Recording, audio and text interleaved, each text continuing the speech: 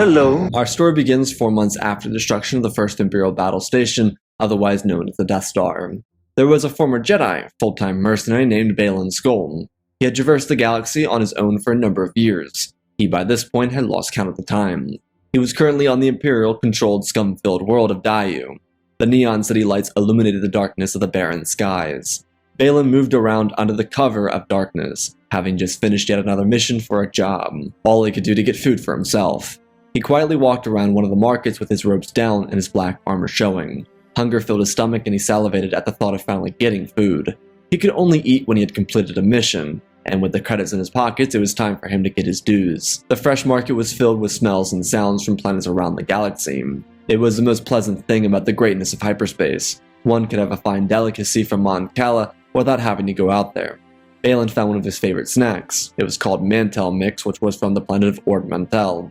A little on the nose for the title, but terrific to eat. There were a couple other things he grabbed, one of them being a sack full of melee runes. He was about to go into the hangar bay to grab his ship, before he decided he would duck into the local cantina to grab some food. He hadn't eaten out in a hot minute, so he put the supplies in his vessel and made his way for the cantina. Upon his arrival, he kept his cover hidden, throwing his robes over his lightsaber and sitting at the bar.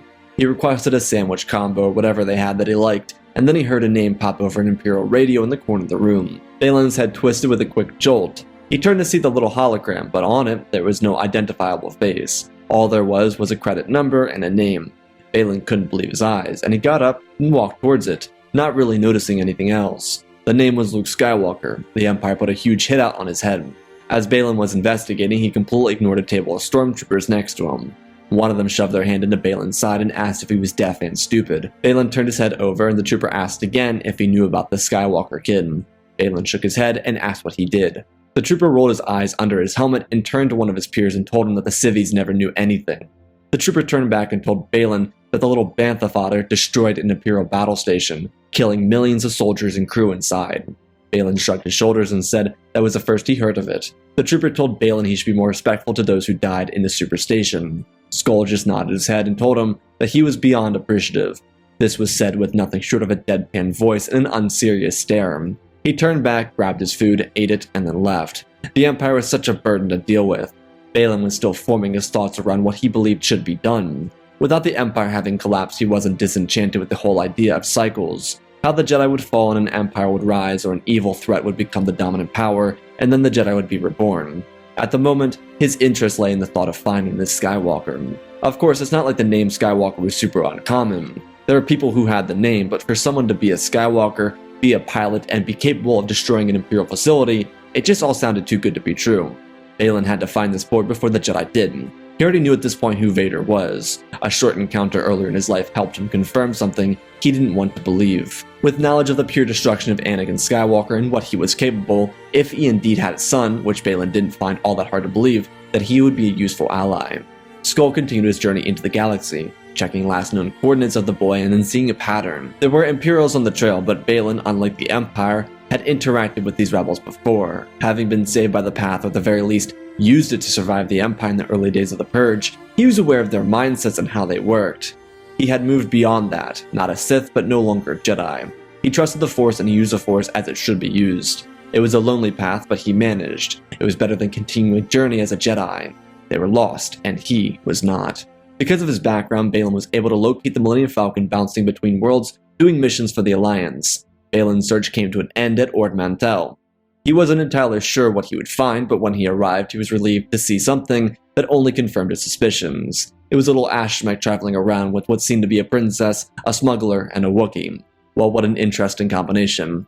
Baylan had a core memory unlocked while he was out there. He saw a protocol droid too. The combination was too perfect, and then it made sense. Padme Amidala's protocol droid was here. Of course, Baylan understood that there were millions of R2 units and millions of protocol droids, but the combination was nearly too perfect to not be true. There was a Skywalker, an R2, and a gold protocol droid. Not to mention, Baylan knew that Padme and Anakin were extremely close. They were good friends, and being that Skywalker was always championed as hero of the Republic, it was easy to see who he always interacted with. It was a wonder the Council never noticed these things before the Purge. Baylan didn't dig much deeper than that. He knew it would only bring up negative memories, and everything was relatively surface level to understand. There was a reason the Jedi crest no longer was sealed to his shoulder. aside from just surviving. The group was on a mission, and Baylan knew he couldn't just jump them, especially not with a Wookiee there. He had a lot of early Jedi teachings with him. He wasn't as brash as an Inquisitor. He was very calm, collected, and focused. He didn't allow emotion to get the better of him. Baylan's only concern was being direct and communicating. If things didn't go his way, then he would do something about it, but that was only a last resort. Very similar to a Jedi at least. He followed closely behind the group of rebels until they stopped outside of a facility that they were breaking into. There was a bunch of Imperial supplies General Syndulla needed them to grab. There was also star maps that they were going to take a hold of to know which planets were off Imperial radar, essentially ghost planets that couldn't be found without probe droids. Basically, the Alliance was going to cross-reference star maps and see which planet would be best for the newest base of operations. As the group was about to break down the door, Luke stopped. He felt something he hadn't felt since his last encounter with Ben. He turned his head and looked around, and he thought he could see a shadow, but he didn't. Han asked Luke if he was alright, and he nodded his head. They broke down the door and infiltrated the facility. Baylan watched, and then he walked in behind them. He had no intention of having a bad interaction with them. He just wanted to find Luke Skywalker. As their infiltration was taking place, Luke broke off from the main group. He was going to divert the attention of the Imperials away from his friends. As he was going, he stopped in the hallway to see the towering Baylan Skoll. He was a big man, and Luke stopped in his tracks. He raised his blaster, and Baylan raised his hand, telling the boy there was no need for confrontation. Luke told him to step aside. His friends were relying on him. Baylan immediately could see the similarities between father and son, and realized that the only way to get to Luke's attention would be playing this little game with him, so he did. He stepped to the side, and Luke started moving. Baylan then said that he knew his father. Luke stopped in his tracks and whipped his head around. Skoll told the boy to turn the alarm system off and divert Imperial attention, and then meet him outside. Luke nodded his head and went. As the troopers were diverted, he gave Han and Leia the all-clear signal. Baylan was approached by a number of stormtroopers who told him to stand down, and he didn't. His orange blade igniting and stormed forward, blasting through the stormtroopers as their cries of terror echoed out throughout the building. Stormtroopers had their chances because they were in the hallway, but they stood no chance against the battle-tested Jedi warrior from the Clone Wars. Baylan cut through them and then left the building. When Luke came back through, he was shocked to say the least. Baylan looked as if he could be as old as Ben, but he moved like a younger man, which made him all the more terrifying. When the rebels got what they came for, they exited and met up outside the facility. Luke looked around for Baylan, but he couldn't find him. He almost started to believe that Baylan was a figment of his imagination. It wouldn't have been the first time that happened. But then he saw him. Baylan was standing idly on the side of the street. Luke stopped and Leia turned around and tugged at Luke, before turning her head to see the man standing silently. She told Luke to run, but he told her he would be right with them. She looked at him confusedly, but he turned to her and told her to go. She nodded her head and made her way back towards the Falcon. The Imperials were so misconstrued they didn't even catch the rebels leaving the facility. Luke got to Baylan and asked him what he knew about his father. Baylan looked down at him and told the boy that he would teach him the ways of the Force. He would have to come with him though. He could tell him about his father and everything his father was and who he became. Baylan confessed that he wouldn't tear Luke away from his friends like the Jedi did, but also, he was not a Sith. Luke never even heard the name Sith before. All he knew is that there were Jedi and there was Vader. The word had never been said to him. He looked at Baylan with confusion, and the elder man told him that he could teach him so much more. He would be permitted to visit his friends, but Baylan would not be joining or supporting the Alliance. This truce between the two of them would be as long as Luke wanted it to be, but he could teach him how to be a true user of the Force, something that his father likely would have wanted for him at some point. Luke turned back to see Leia, Han, and Chewie entering an alleyway where the Falcon was hidden, before turning to Baylan and telling him that he would accept the offer. Luke grabbed a communicator from his belt and spoke into it, telling his friends that he was alright, but he would regroup with them off-world. There was something he needed to do. Han saw this as delusions of grandeur, but he trusted Luke by this point. Everything would be alright. Baylan pulled Luke forward towards him as a group of stormtroopers came running out. Without hesitation, his lightsaber ignited, and Luke turned back to see the orange haze bouncing in the light. His confusion only grew as he feared that Baylan was a servant of Vader, but he watched the precise movements as the elder man wiped out the troopers before turning back. Luke asked Baylan if he served Vader, and he shook his head, telling Luke that he was no Sith. Skoll walked forward and told Luke to come quickly. They entered an Old Republic era Etta-class shuttle. It was a ship used by the Jedi during the Clone Wars, and it was Baylan's surviving spacecraft. Luke got in and Baylan launched it into the air and departed into hyperspace. The moment the ship jumped, he entered the bay area where Luke was waiting. The young man asked Baylan what he knew about his father, and he told Luke that he could give it to him lightly or he could give it to him harshly. Luke told him to tell him the truth, the full truth. He wanted to know more about his father. Of course, for Luke, he never expected to hear the truth that Baylan was about to tell him, but they went back to an era Luke would never know. It was the end of the Clone Wars. Baylan Skoll was a Jedi warrior during the era. He fought with a small division of clone troopers, and he was out with them, and a Jedi Padawan. They hadn't been with each other for a long while, and they wouldn't stay together forever. Baylan and his student were on an outpost in the core, and they were extremely close to Coruscant. It was the middle of the night when their troopers attacked them. Baylan's student came running to find him, and as he found his master, he was clipped in the back. Baylan rose from his sleep and defended his student. They both rushed out through the corridors of the facility as doors around them started to close, and they started to slowly get trapped and hunted like wild animals. It was horrible. Their lightsabers moved dedicatedly to defend them. Baylan's focus in the moment was protecting his student. The two Jedi got to their escape craft, and a rocket was launched. Baylan turned around to stop it with the Force, and unlike countless Jedi around the galaxy, Baylan's Padawan made the ultimate sacrifice. He threw himself in front of the rocket and took the blast for Baylan. The shock was too much to bear, but he ran back inside the shuttle and escaped in tears. As Baylan was making his great escape, he got information from the Jedi Temple informing him that it was safe to return. It felt like days, but he knew it wasn't. The loss of his student ripped his heart into pieces, and his only hope was a message left behind by Anakin Skywalker, one telling all Jedi that the war was over and it was time to return home. Baylan told Luke that everyone in the Order knew who Anakin Skywalker was. He could see the pride on Luke's face until it faded. Baylan turned away from the young man and told him that only few would understand who he became. Baylan sped his shuttle down towards the flaming Jedi Temple. It was early morning. The sun was beginning to rise, but it hadn't yet. Skywalker had since vanished from the temple. This only confused Luke more, but Baylan landed on the hangar bay platform and exited. He was swarmed by men of Anakin Skywalker's division, and he defended himself, just as he had on his outpost. Baylan expressed that he had nothing but anger in this moment, and he let it show. He cut through the clones without showing any mercy for them. He hated them for what they did to his order and what they did to his Padawan. By the time he got inside, there were dead strewn about the temple. There were still outlets of blaster fire, but he couldn't really tell. He couldn't pick up on it because of the evilness inside the temple itself, something so cold and unrelenting that he never knew how to process it. He told Luke that it was a man who would crown himself as the Emperor. Luke watched in horror as if he was living through the moment with Baylan, but it didn't stop there. Skoll knew he needed to figure out what had happened here. He could see this dark figure inside the Great Hall, and he avoided him like the plague. Baylan got to the security room, and he quickly pulled up the most recent recordings he could find. He was horrified. Anakin Skywalker turned on the Jedi Order. He was, as the Emperor referred to him as, Lord Vader. Luke's jaw dropped, but the anger rose within him. Baylan told the boy that he would have shut down the communication, but before he could, the Emperor's presence began getting closer, as the sound of a few Jedi gathering together prepared for one final stand. Before Baylan returned to the Edda-class shuttle, he watched 5 Jedi Knights and Masters try and fight the Emperor, but he killed them with little to no effort. It was as if he never needed to ignite his lightsaber to kill them. He did it with such darkness, it terrified him, and Baylan left. He got a message several hours later from Obi-Wan Kenobi telling him to go into hiding, but he knew that the Dark Lord hadn't been defeated because he continued to talk to the galaxy as their Emperor.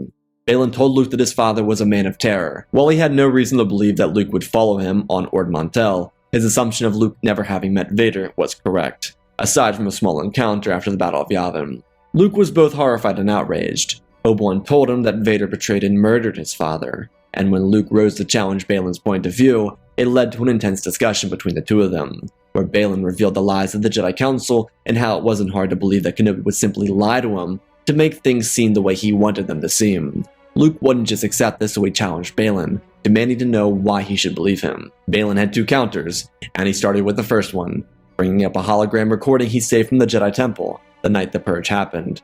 It showed Anakin using his weapon to cut down Jedi younglings. Luke looked on in horror, asking why he was killing children. It only continued from there. People who tried to reason with him died. People that knew him as a friend or acquaintance were slain by his hand. Baylan then told him that he should be believed because he had nothing to use against Luke. He had no reason to turn him into his cause or not. Whether Luke joined him or stayed with the rebellion did not matter. All that mattered was the quest to break through the barriers. Baylan still hadn't fully gotten to his point of breaking cycles, but he was disenchanted with both the Jedi and the Sith. He told Luke that he wanted an ally, one that was willing to see past the dogmatic nature of the Sith and the Jedi, the way they were always like 2 children fighting in a child's playground, making the galaxy suffer for their own inability to stop. Luke didn't know what the Sith were, and it was explained in great detail, and then he kind of understood. He didn't know how to process any of this. Baylan was some stranger, and now he knew everything about Luke. Well, not really everything, but more or less the fact that his father was the most vile man in the galaxy, or to Imperial officers like Tarkin, just the Emperor's pet. Baylan sat down on the other side of the bay and told Luke that he could join him. If he didn't want to, that was entirely up to him. But this path forward could be one that would set him free from his shackles, one that could allow him to reach a potential that old Ben could not have gotten him to. It would allow him to trust the Force and allow the Force to give to him. Luke had the potential, he just needed the drive. He asked what would happen if he said no, and Baylan said he would just let him go, and he'd have a path ahead of him to traverse alone. He wouldn't stop him, and despite his disenchantment with Vader, there was nothing to gain by killing Luke. There was no foreseeable future in which this Luke Skywalker would join Vader or the Emperor. He was already too against that reign of terror. Luke told Baylan that he was deeply hurt to learn of the truth regarding his father, but he would join Baylan. He wanted to learn the ways of the Force, and being that his Jedi training hadn't been touched in months since Ben died, he was left with nothing else to look for in the realm of training. There's something Baylan made clear is that while the Jedi of old would strip one away from their families and friends, he would not. He was permitted to interact with his friends in the Alliance. He would not be joining the rebellion, nor did he care for it. There was order in the galaxy, and that was enough to Baylan. Luke didn't agree with this, but in his own mind, he got the idea that he should use the Force in the way that Baylan was trying to teach him, and then use it against the Empire. Baylan's Edda-class shuttle pulled out of hyperspace after an extensive conversation. There were some basic things to get down that Baylan wanted Luke to understand. Luke was to be trained as an apprentice to him, and despite the freedom to interact with his peers, there would be a time that Luke would be given to go out and visit them. Baylan had no intention of forcing Luke to behave in a way that he wanted him to behave. He was going to run this a little differently than he would have with his previous student. No longer being a Jedi, it was imperative that they avoided being anything similar to the Jedi Order. Luke had some questions, but they were all subsequently answered by the Elder Man. Baylan was extremely clear with his thoughts, and through his thoughts he informed Luke of his intention to avoid the Empire and the Alliance. Luke had some other intentions, but he didn't express them to Baylan. He would keep them in the back of his mind. Their training was much different than the training that would have been done by Ben. Though calling their small, simple instruction training was generous, Luke was really awakened to what training would be, because Baylan wasn't going to play around when it came to instructing his student on how to be a powerful Force wielder. They went to Tython, which was just in the direction of their jump from Ord Mantell. It wasn't a long jump, and it was a Force-sensitive planet that would only bolster Skywalker's growth in the Force throughout his training. Luke would learn how to lift boulders and rocks and would get used to using the Force in a way that he never would have understood before. It was a combination of light and dark, which for Skywalker was incredibly important. Luke's pain from losing his aunt and uncle was easy to exploit for using the Force. Baylan was very helpful with Luke, and his understanding was key in their dynamic as master and apprentice. Luke did talk with Leia, Han, and Chewie every couple of days, and he was alright with his distance from them. Luke didn't notice it because it was so subtle, but the change from within was massive. He was digging into the dark side while still using the light, and he never really picked up on it. For the 20 years that Baylan had gotten used to using the Force in such a manner, it was like second nature to teach it to Skywalker. Though there was something that added to Luke's growth as an individual, which was his lightsaber training. He became a menace with a blade. Baylan used a heavy striking form, which is something similar to what Anakin would have used. And while Luke could use it, his smaller stature would benefit from a lighter form, one that allowed him to be quick with a lightsaber. Baylan taught Luke how to use Form 6, something he picked up from the Path. As a lost member on the Path for a number of months, he came across a text from the Jedi Temple that had every single lightsaber form inside of it, which he used to further Luke's training as a Boken.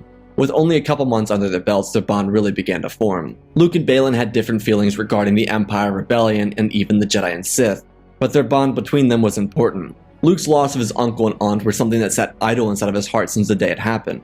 It never was really brought up, but it left a void of sorts. Baylan filled that role, not necessarily in a paternal way, but more so a friendly way, being that he was much older than Han or anyone else around the rebel base that wasn't Chewie. Luke was able to connect with him. It just really helped him with his training process. Something that also helped was the fact that Baylan wasn't trying to keep Luke grounded. During one of Luke's trips to the rebel hidden base that was currently on Hoth, Baylan went off on his own. By this point, Luke was flying an X-Wing and Baylan was still using his Edda-class shuttle. It was here where Baylan found himself another individual. She was an 18-year-old Force-sensitive woman who had survived the Purge. This was not the Jedi Purge. Similar to Luke, she wasn't old enough to be hunted down by the Empire for being a Jedi. But Shin Hati was young enough to be hunted by the Empire for being Force-sensitive. In a way similar to both Luke and Baylan, her family was killed by the Empire. Their troops came looking for her when she was 16. Her older brother was the one who escorted her away from the village, where the cries of her parents could be heard as they burnt alive. Shin's brother was killed only a year later. From that point forward, she was alone. Baylan accidentally ran into Shin when he was doing a supply run before he met up with Luke on Tython, and he noticed her. She was lurking about, looking for food. being that she was mostly starved due to little work she had and little interaction she had with the outside world aside from her family and her village before it was burned. Baylan offered her some food and the two of them got into a conversation, and very similarly to Luke, she was brought along with Baylan. He had no aspirations for restarting some type of order, but through his knowledge of the Force, more of which he attained while Luke and him were training on Tython, he believed he was supposed to find something much larger. It would be up to Luke and Shin if they wanted to follow in those footsteps. Shin found some semblance of belonging with Baylan, and for the couple of days before Luke returned to Tython, he began his instruction for her. When Luke arrived, he was kind of put off by the entire thing, but he came to understand why it was being done. He was friendly with Shin, but most of their interactions were kind of awkward. She was quiet and she didn't have much to say. She was also fairly talented naturally, but nothing came close to where Luke was at this point. With a couple months under his belt and a solid understanding of the Force, Luke was becoming what he was meant to be.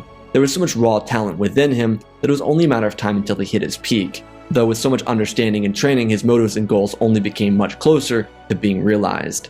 Baylan wasn't at all privy to this, and with another student here, his time was being split, which again is something Luke had no issue with. He was glad that Baylan was saving other people. It made his teacher a lot more relatable. They had their disagreements, but most of them were just over the Jedi, and while Luke was in contact with Baylan a lot longer than he actively was in contact with Ben, he didn't want to disregard what Obi-Wan did for him in such a short period of time, or what he did for Leia when she was younger. The two of them avoided divisive topics, just simply because it was unnecessary for their dynamic. As the Galactic Civil War began heating up, Luke's desire to complete his quest became too much for him to resist. It was at this moment when Baylan realized the implications of his mistake. He turned Luke into a revenge-seeking monster. The boy wanted to gut Vader for what he did to those children. The nightmares Luke had just about every night revolved around his father and what he was going to do to innocent people. For Luke, there was no saving Vader. There was no Anakin Skywalker, and just as Obi-Wan had said, Anakin was murdered by Vader. He hated Anakin or Vader or whatever he wanted to call himself. One day during a training session, Luke and Baylan got into a discussion that turned into a heated debate that caught Shin's attention. She was practicing her lightsaber skills when Luke and Baylan got into a yelling match with each other. It wasn't uncommon for the two of them to get into disagreements, but a yelling match was not typical, especially for someone of Baylan's stature. When Shin came around the corner, Luke threw his lightsaber onto the ground and turned around pointing at Baylan, who was looking at him in a disappointing way. Luke was convinced he could beat Vader with his knowledge so far, and Baylan told Luke that he would die, which is exactly why Baylan was suggesting that he not go and face the Dark Lord. But Luke was in his head about being able to kill Vader. As they were yelling at each other, Baylan turned his head to see Shin standing there silently. She looked saddened in a way. Luke turned over and asked her what the matter was, and she looked at Luke. He turned back to Baylan and apologized for yelling at him, but he still believed he could win. Shin, despite always keeping a quiet demeanor, spoke up, telling Luke that Baylan was correct. Not that he was expecting her to side with him, let alone either of them. This caught both Luke and Baylan off guard. She told them that when she was a girl, the Empire came to her village. It was the first time her parents believed she was in any danger, but the Empire wasn't there for her. They came for a Jedi that had found refuge with them for a number of months. Shin was only 6 years old when it happened, and Vader descended. He was unstoppable. His swings threw the Jedi back until she was cut down by the blade. Shin shivered at the thought of it, but she told Luke that he needed to take more time to himself to finish his training. Luke's temper slowed down, and he looked at both Baylan and Shin and told them that he was sorry for acting out. Baylan walked up and firmly placed his hand on Luke's shoulder, reassuring him that it was alright. Not every moment was filled with the clearest of thinking. He shouldn't be so hard on himself for that. His aspirations may have been different from his own, but that did not make them invalid. Baylan, being Luke's instructor, gave him the room to make the necessary mistakes without feeling like he couldn't be what he wanted to be. It was a direct detachment from the Jedi way. On the other hand, the Empire never found Hoth, but the Alliance had relocated. Vader was rigorously looking for Skywalker, and because Luke was also looking for him, it made their paths nearly impossible to cross. The Alliance was able to avoid a skirmish at Hoth thanks to Luke simply not being on planet. Vader had been tracking Skywalker throughout the Mid-Rim, and every time he, Baylan, or Shin showed up somewhere, they followed it. While Shin had always been the quiet one of the trio, she and Luke built up their own dynamic, but it wasn't anything too spicy. The two of them acted more like a brother-sister duo, which was very ironic. What made everything come together was how Baylan was first expertly placing the pieces. He was the father, Hati was the daughter, and Skywalker was the son. They all naturally filled into such roles. Of course, the only issue was actually getting to the place that was calling out to Baylan. With the disappearance of Thrawn, Baylan was beginning to think of a way to get to where he was. Morgan Elsbeth was a witch and one with knowledge of the Force, which to Baylan was all the more intriguing. though he was rather quiet about this new ally. The trio was close, but they didn't tell each other everything. This was the one thing that Baylan didn't tell anyone else about. If his allies joined him, then perhaps they would be able to find the one that called out to him. Late into 3 ABY, Luke got a message from his friends who had been avoiding Vader that he was close to the new base. Luke didn't like that at all, and despite how Baylan felt regarding him fighting Vader, he would go. To Luke, there was nothing more important than protecting the people he cared about, and so he left. Baylan and Shin watched his X-Wing ascend into the sky and vanish. Shin asked if Luke would survive, and Baylan just told her that all is as the Force wills it. If Luke was to emerge victorious, then it means that the Chosen One was never really meant to bring balance to the Force. Luke tracked down the Imperial Superstar Destroyer and was given clearance to land thanks to Vader. He'd be taken in as prisoner, but Luke didn't see it that way. When his X-Wing landed, he escaped in a blur, using Force speed to get away from the attackers, even cutting down a few of them as he did. Vader saw his son move like a blur through the Imperial troopers, as the Imperial officer on deck tried to get Vader to lock down the facility, but Vader didn't care who died. He would turn his son to the dark side. Seeing the orange haze only convinced Vader that his boy would be the perfect apprentice, and he would join him, helping him bring new order to the galaxy. When his son arrived in a dark robe raised over his head, he was giddy with excitement, but Luke showed no calm resolve. He had blood in his eyes, and Vader noticed this immediately, as he watched Admiral Piet choke next to him. The Dark Lord asked the boy if he had come to join him, and Luke's lightsaber ignited, and he told Vader that he came here to kill him. Vader looked at the blade of Anakin Skywalker, this time holding an orange tint to it as he raised his own weapon, preparing to engage with the young fool. Vader wouldn't kill him, but he would beat him, and then force Skywalker to join his cause. Their blades clashed for the first time, and Luke felt immediately that he was in over his head. The strength alone from Vader was nothing to mock, but he was slow. While Luke was fast, he could use this to his advantage. Luke quickly blocked strikes made by the hulking Vader, using these engagements to only enrage himself. Their blades kept with each other, Luke on the back pedal, saving his energy, and Vader on the offensive. A position Vader was all too familiar with. It wouldn't take him much to beat Luke and force him to surrender. Luke stepped back and then sidestepped Vader, slashing the upper part of his shoulder, which only aggravated him. It didn't hurt, it was just the fact that he got hit in front of his own troops. Vader's speed picked up and his heavy swings cut through panels on the wall, but still missing every strike made for his son. Luke could see the fire emanating from Vader, but it didn't dissuade him from getting exactly what he wanted from this engagement. Skywalker allowed the darkness to rise within him as he blasted his lightsaber forward, which caught his father off guard. Vader staggered a little bit and Luke pressed forward, throwing his blade forward and pushing Vader back, leaping off the walls. The Imperials in the room could see their terrifying commander struggle for the first time in their lives. As he began to struggle, a number of Death Troopers piled into the room, but Skywalker wasn't afraid, raising his hand and choking them all without blinking. His weapon spun around in his hand as he cut upwards, blasting through the middle of Vader's mask as the Sith Lord tumbled to the ground. Luke could see the face of Anakin Skywalker for the very first time, and there was this horrified anger sitting on his face. Vader asked Luke if he could kill his own father, hoping that Obi-Wan would have never told him the truth regarding the fate of Anakin Skywalker. But Luke was all too familiar. He told Vader that he knew exactly who he was, and he was there to avenge those who had died for no reason. Anakin's eyes widened as Luke swung through Vader's chest piece and launched the Force forward, creating a massive hole in the floor with Vader's body as his breathing got heavier. Luke smiled when he heard the breathing stop. He pointed his blade at the deckhands and told them they didn't have to die. All they had to do was let him go. The officers all looked at each other. With Piet and Vader dead, who else could give them orders? So they nodded their heads. Luke reached out his hand and crushed the communication panel, just to make sure the Empire wouldn't find his friends. When Luke went back to Tython, he found that both Baylan and Shin had vanished. He tried using the Seeing Stone to find the man who taught him everything he knew, but he couldn't find Baylan's presence. Before Luke could regroup with the Alliance, he had to wait. While the Emperor was obviously disappointed in the loss of his apprentice, he made a slip-up. He allowed the rebels to get the plans for the second Death Star, but this happened right before he learned of Vader's death. He became enchanted with the idea of finding the individual that killed Vader, and turning him into his apprentice. Being that the rebels believed the Emperor was going to be at the battle station, they attacked. With the Super Star Destroyer and the rest of the Imperial fleet out of position, the Death Star was subsequently destroyed, which led to an outrage. There was sort of an Imperial fleet present at Endor, but those who were there were either destroyed or retreated. The fallout from the loss at Endor would backfire on the Emperor. As he was preparing his new flagship, the Eclipse, he was targeted by outraged Imperials. For an Emperor to lose 2 super stations costing the lives of millions of troopers, extremist Imperials believed it was time for his reign of failure to end. When the Emperor arrived on his Super Star Destroyer, the ignition chamber in the vessel was triggered and the ship exploded, killing thousands of Palpatine loyalists and the Emperor himself. The blast ripped through the ship in milliseconds. The Emperor's throne room was destroyed first, and with it, so was Palpatine. The extremists tried to paint the blame on the rebels, but being that the rebels were completely unaware of the weapon, it became clear to the Empire that there were rogues within their ranks. They turned on themselves, and the Galactic Civil War became a three-party war. The Alliance took advantage of this by stealing Imperial vessels and rallying more planets to their cause because of the dysfunction of the Empire. Civilians believed that if the Empire couldn't stand on its own for 20 years, that it was time for change. Despite how corrupt the Republic was, it lasted for thousands of years, unlike the Empire.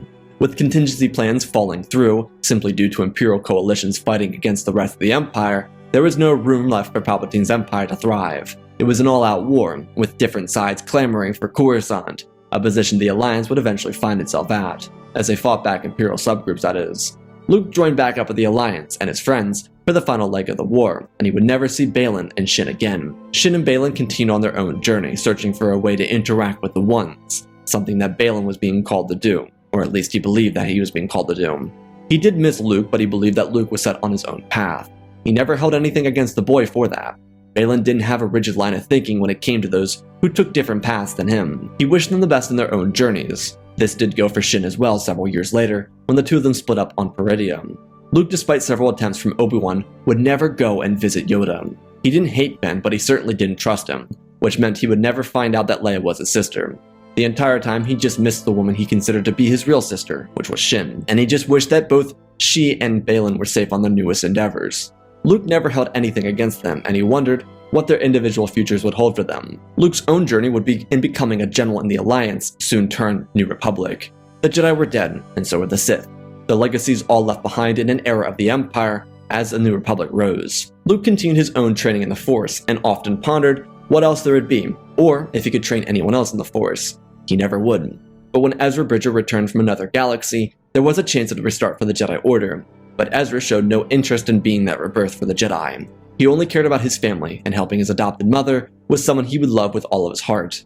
Ezra would be the one to help Jacen Syndulla learn the ways of the Force, just like his father. Luke and Ezra, despite their differences in their thoughts on the Force and the Jedi, would never have any arguments, just respecting each other's own point of view and their own motives towards it. Luke's interest in the Force would lead him into locations of the Jedi and the Sith around the galaxy. He would cherry pick and choose what he wanted to learn, though these visits were extremely limited, being that he only did this when he wasn't required to be at his command station. Luke's time as a military leader would be one that stood kind of against the New Republic stance, especially as they tried to rebuild what had been destroyed by the Empire by trying to get rid of the military. But Luke was able to use his command to wipe out small Imperial remnants after decisive victories at Coruscant and Jakku.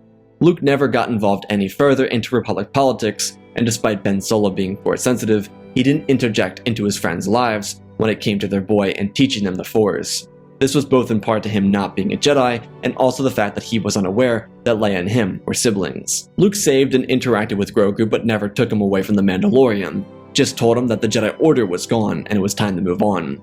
In a galaxy without the raging war between the Jedi and the Sith, the future without a rising First or Final Order and a complacent New Republic looked brighter than a galaxy left behind by the fallen Empire. And that, my friends, is our story. Again, special thanks to Galvin Gaming, Tristan, Darth Revan, Pimp Daddy Bane, The Last Jedi, Apollo, Weewoo670, Annika Stank Runner, CT7567, Oz of Oz, Darth Nox, Eternal Padawan, Johnny Naguin, Sansa Skeleton, Jedi Sloth, Mr. Yeet Gamer, Lord Calig, Youngly Slayer 66, Madman Studios, Anakin003, Lord Draken, Forge's Legacy Star Wars, Erebus, Rex the Wolf, the man with 3 first names, Dark Saint 46, Baron Joshua, and Lord Deadwing for supporting the channel. Smash that like button. If you want to support me in other ways, go check out the Patreon. Grand tier patrons are getting access to early episodes of the Sith Clone Wars before they release, and everyone else is getting access to art and images used for the videos to hint at what will come in each episode. So let's talk about the story.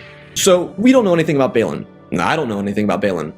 We just know what we got in Ahsoka. So everything that happens before this is kind of just based on that. There's one thing that I don't feel comfortable doing, and I don't really feel comfortable killing Baylan, but I don't really see there being a way for him to be killed here. I think he'd still be attracted to finding what he finds and what we'll find later in the Ahsoka show. But aside from that, like, him and Luke would have a really interesting dynamic, I think. I don't think they would just, like, get along really easily.